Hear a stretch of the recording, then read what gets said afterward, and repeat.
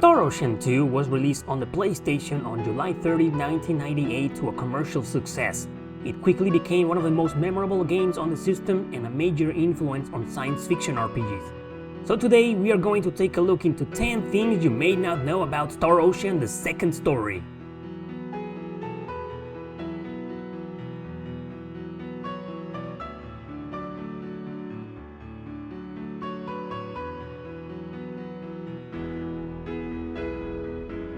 Number 10. A better Tales of game. In the early 90s, Wolf Team was a successful video game development company.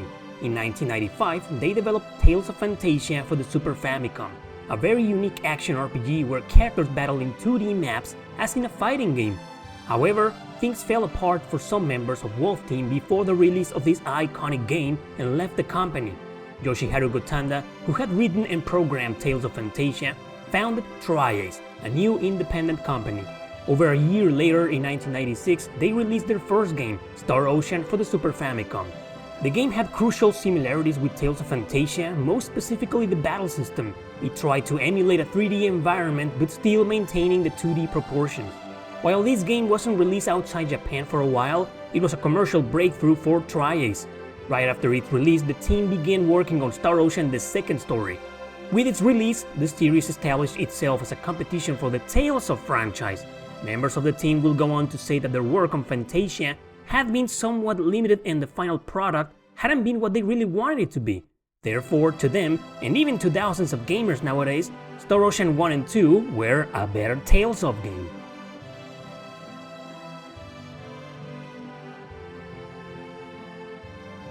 Number 9. From Nintendo to PlayStation. It's old news that many RPG companies left Nintendo during the mid-90s to release their games for the PlayStation. Tri-Ace was one of them. Star Ocean had been released for the Super Famicom. However, The Second Story was a much bigger and ambitious project. In fact, it was so big that it presented a lot of technical issues for a Nintendo system. When Enix, the publishers, speculated on this, they wasted no time and moved future entries for PlayStation consoles. Star Ocean 2 barely fit in 2 discs, mainly thanks to its many side events, private actions, and obviously quite a formidable script. This also led to many translation errors for the North American release, most of them fixed on the PSP port many years later.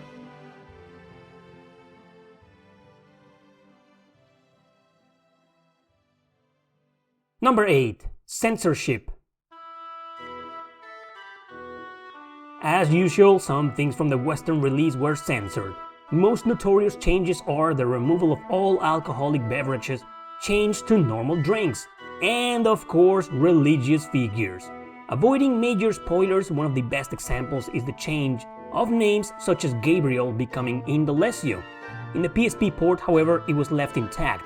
It's interesting to see how censorship has evolved over the past few years, focusing on one thing first and then on another. Number 7. Star Ocean EX. Like most JRPGs, successful or not, Star Ocean 2 got a manga adaptation.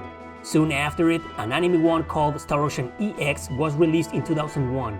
It ran for 26 episodes across 9 volumes. Then in 2004, it was released with English, audio, and subtitles across 6 individual volumes. The anime retells the story events told in the game, focusing on the most influential parts of it.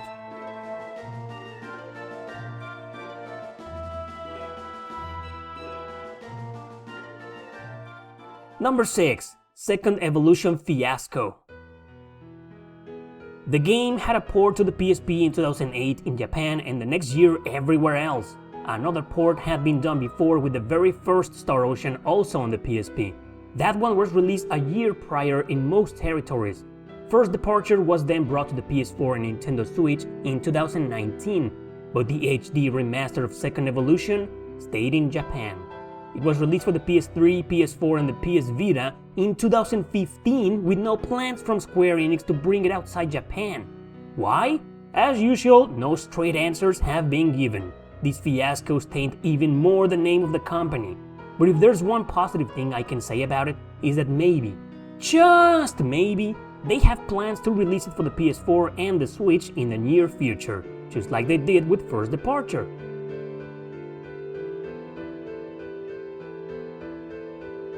Number 5. The series' most popular character.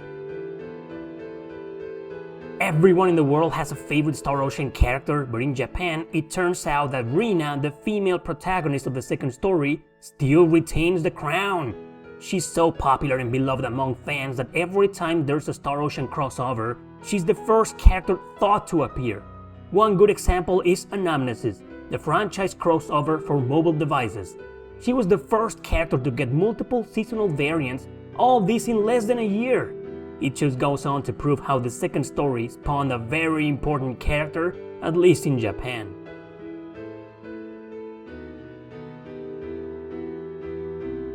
Number 4. Direct sequel. A direct sequel for the second story was released in June 28, 2001 for the Game Boy Color. It was called Blue Sphere. Unfortunately, it was released only in Japan. No other Star Ocean game has a direct sequel. It acts more as a spin-off, a side story following the events of the second game in a new but small adventure. According to the developers, it was made to fill the gap between the second story and Till the End of Time on the PS2. Huh. Okay. It's too bad we didn't get this game, not even its remake for mobile devices in 2009, as Star Ocean 2 has a gigantic fanbase that would have loved to play it in English.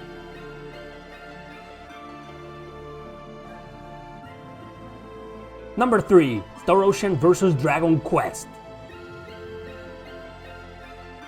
Star Ocean the second story was published by Enix, same company behind the release of the Dragon Quest series. While everyone knows that Dragon Quest has always been one of the biggest and best-selling RPG franchises in Japan, it seems most people are unaware of this other fact. According to Yoshiharu Gotanda in an interview, Star Ocean became Enix's next big series after Dragon Quest. Nevertheless, this only happened in Japan for a very short period of time. Star Ocean sadly became one of the many victims of the fusion of Squaresoft and Enix in 2003. Thanks to this, focus went more to Final Fantasy and even Dragon Quest titles, while Star Ocean started to fade into obscurity. Number 2. 100 endings. Star Ocean the second story has always been notorious for its huge amount of possible endings, most of them being just small alterations from one another.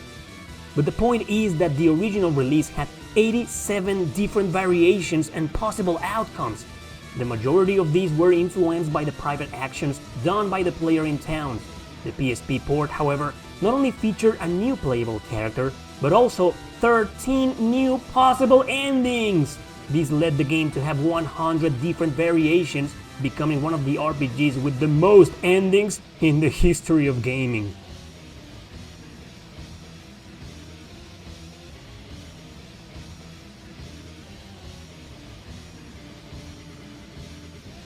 Number 1. The game was supposed to be much harder.